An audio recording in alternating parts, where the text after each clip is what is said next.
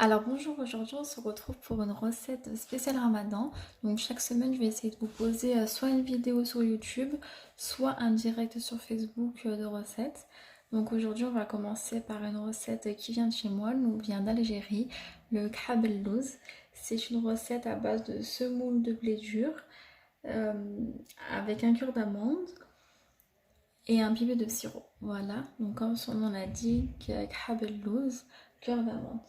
Donc on va tout d'abord commencer par le sirop.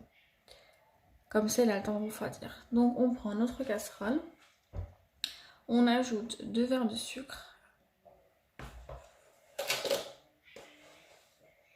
Donc 1, 2 et 4 mesures d'eau. Donc vous verrez pour les recettes orientales, généralement il n'y a pas de grammage type comme centilitres, millilitres. C'est des mesures, donc c'est pas compliqué. Ce qu'il faut, c'est utiliser tout le temps la même mesure. Là, j'ai pris un verre comme ça. Donc pour toute ma recette, j'utiliserai le même verre. Si vous voulez plus grand ou plus petit, bah, vous adaptez le récipient. Prenez un récipient plus petit ou plus grand selon la quantité que vous souhaitez. Voilà, donc maintenant je vais remuer un peu. Je remue un peu le sirop. Et je vais le mettre au four. Donc vous le portez à ébullition 10 à 15 minutes. Donc je le mets à chauffer et j'arrête.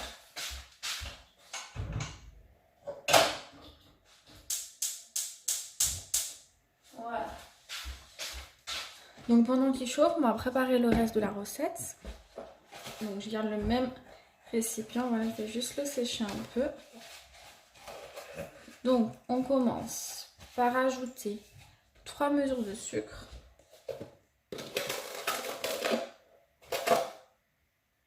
Un, 2 et 3.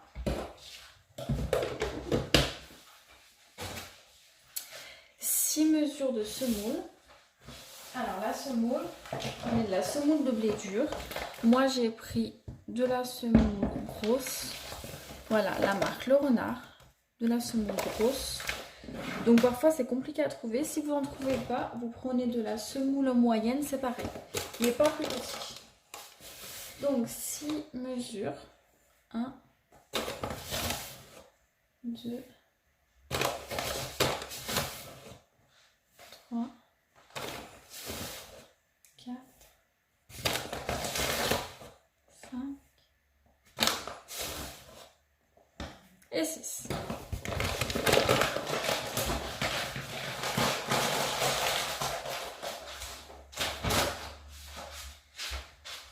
Voilà, donc on va mélanger un peu le tout. Voilà, on mélange du bout des doigts.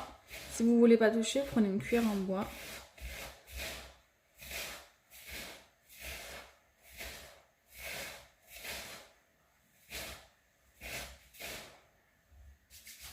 Voilà.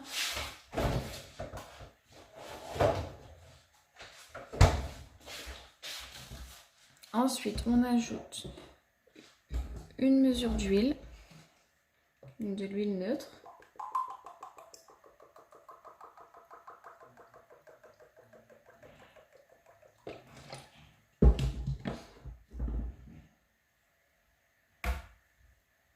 Voilà, une mesure de l'ben, voilà, du lait fermenté.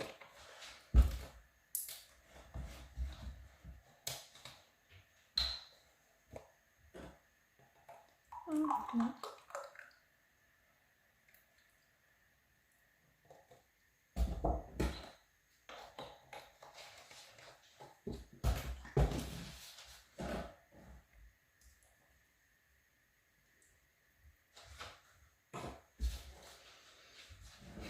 Et on va mélanger. Donc on mélange vraiment du bout des doigts.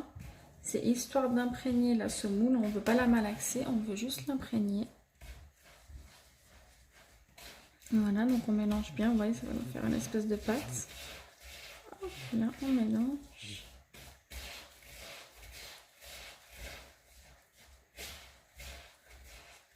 Voilà, du bout des doigts, comme si on faisait un espèce de sablé.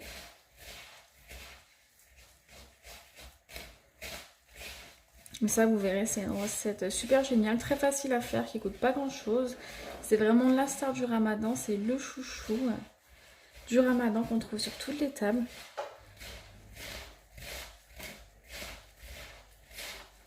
Après, le seul problème, c'est qu'il faut le laisser une nuit au frigo. Alors oui, je sais, c'est dur, on a envie de le dévorer, de manger tout de suite, mais vous verrez, ça vaut le coup d'attendre, quoi. Le lendemain, c'est super bon.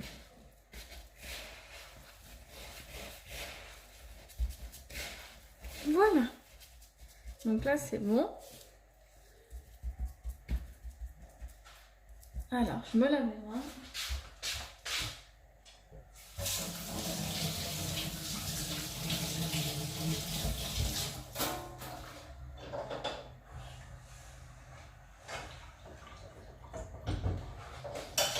Voilà, on se lave les mains, on remue notre sirop. Voilà, là je viens de remuer mon sirop.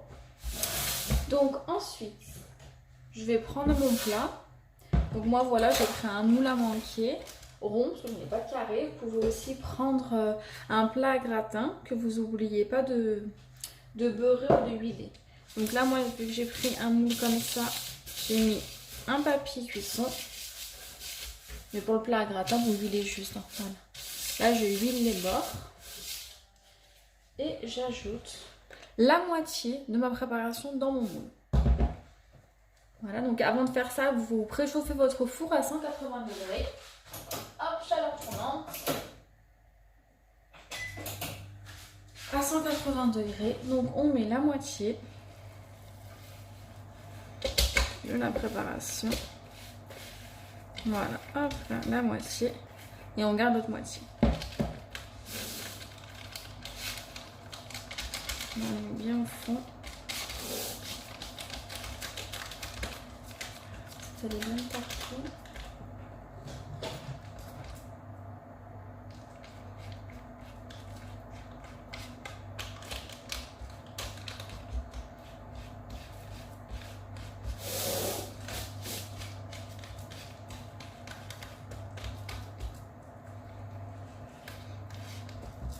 Et on étale bien uniformément. À la maryse, à la main, à la cuillère, comme vous préférez.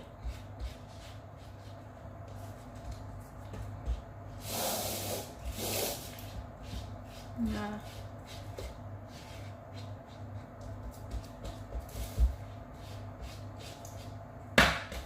Voilà. Et on place bien. Ensuite, on ajoute donc la poudre d'amande. Voilà, on met 100 grammes qu'on répartit uniformément de partout. Voilà notre cœur d'amande.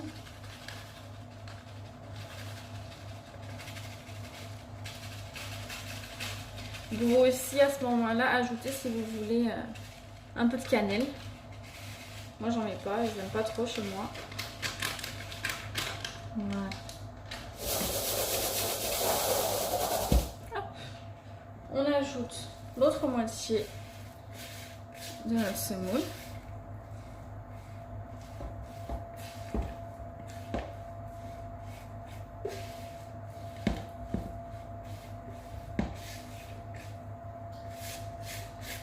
Alors, on ramasse tout, on ne gaspille pas.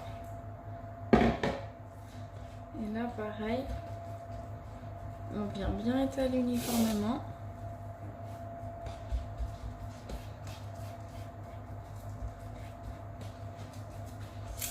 De partout. Bien comme il faut.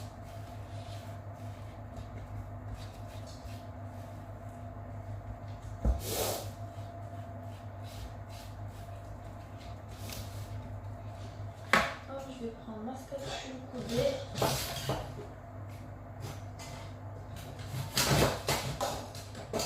Voilà, parce que là, il faut que ça soit bien placé et bien lisse. Donc la spatule coudée, c'est parfait.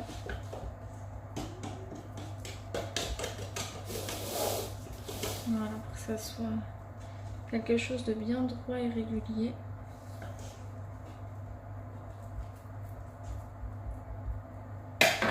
Voilà, ensuite on va tracer avec le couteau.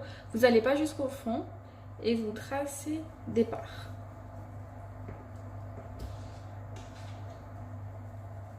Voilà, on trace des parts.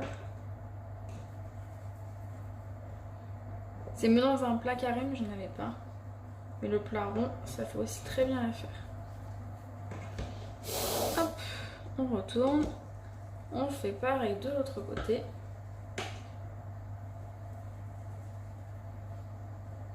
Se faire des parts pas trop grosses.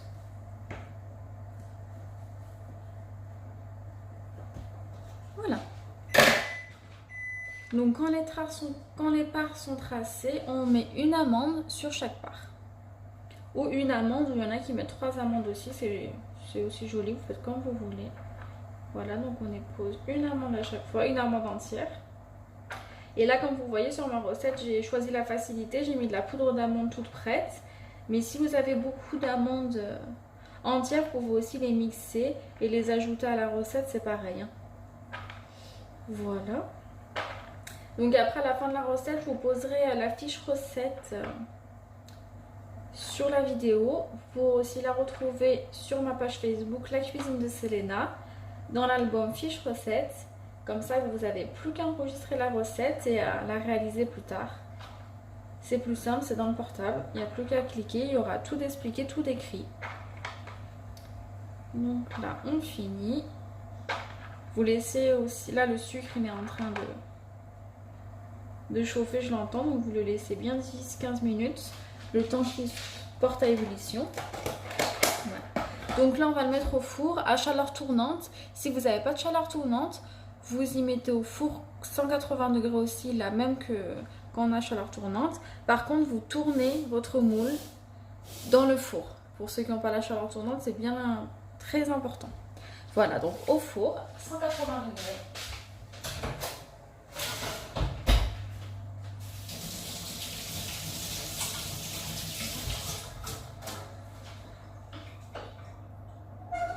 Donc là, notre sirop, il est prêt.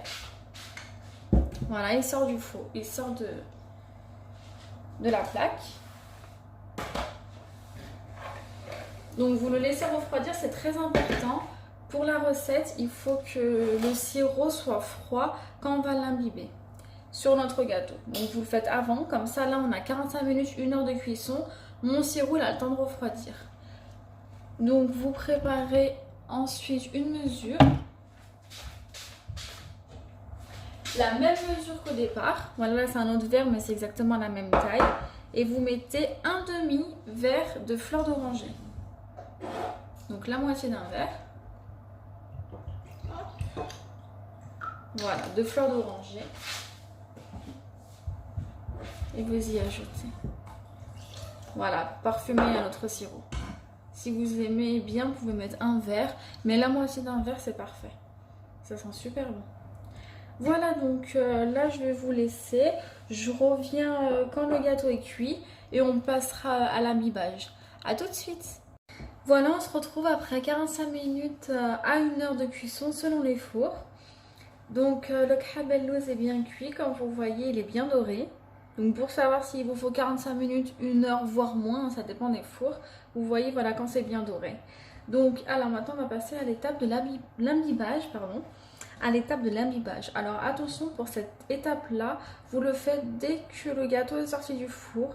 Donc le gâteau bien chaud, mais le sirop qu'on a fait avant froid. Donc on y fait avec la louche. Moi malheureusement j'ai cassé ma louche donc je vais prendre un verre. Voilà, pour ceux qui n'ont pas de louche, avec un verre c'est parfait. Donc on va imbiber tout doucement, petit à petit. Voilà. On imbibe notre gâteau. Donc il faut bien le faire petit à petit. Donc avec un verre ça va très bien aussi, hein, pour ceux qui n'ont pas de louche, hein. Ce sera plus simple à la cuillère. Donc on imbibe bien, moi j'imbibe 2 fois. Une fois que c'est bien imbibé là, vous le replacez dans le four, le four éteint. Donc on va le remettre 5 minutes au four. Voilà, après les 5 minutes dans le four éteint, vous ressortez votre gâteau. Et on va le réimbiber une dernière fois. Donc pareil, mon verre ou ma louche. Donc là, vous réimbibez comme vous voulez. Si vous voulez qu'il soit beaucoup imbibé ou un peu imbibé. C'est vous qui choisissez. Moi, je vais l'imbiber qu'une seule fois. Voilà. Voilà, du coup, il me reste même du sirop. Voilà, donc là, vous voyez, on en voit la surface, mais ça va se tasser. Donc, on va le recouvrir de papier aluminium. Vous le laissez refroidir à température ambiante. Le mieux, c'est de le laisser hors du four. Et une fois que le four est froid, vous le remettez dedans et vous le laissez passer la nuit tranquillement. Et demain, vous pourrez le manger, il sera parfait. Voilà, j'espère que cette vidéo vous a plu. Si vous avez aimé, je vous laisse mettre un petit pouce bleu, commenter et partager. Vous retrouverez aussi la fiche en format fiche recette, comme je vous l'ai dit, sur ma page Facebook, La Cuisine de Selena. Et tous ceux qui ont réalisé ce gâteau avec ma recette, je vous invite à m'envoyer la photo sur Facebook que je partagerai dans l'album Vos Retours. Et bien merci beaucoup, bonne dégustation.